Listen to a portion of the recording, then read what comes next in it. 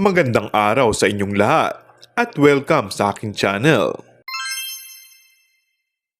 Nagpipiesta ang mga fans ni Julia Montes sa patikim ng umunay pagbabalik nitong muli sa acting. Ang chika ay sanib pwersa umuno sila ni megastar Sharon Cuneta sa isang serye.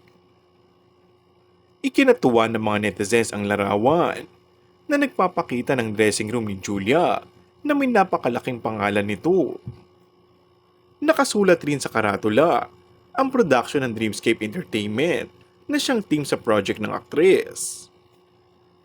Say ng fans, pumayag na si Tanggol na ang tinutukoy nito ay si Coco Martin na pumayag nang bumalik muli sa showbiz ang kanyang misis.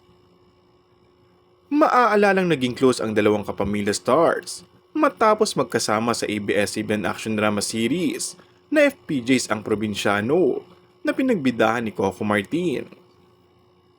Ayon kay Julia, ramdam na ramdam niya ang totoo at sinserong pagmamahal sa kanya ni megastar.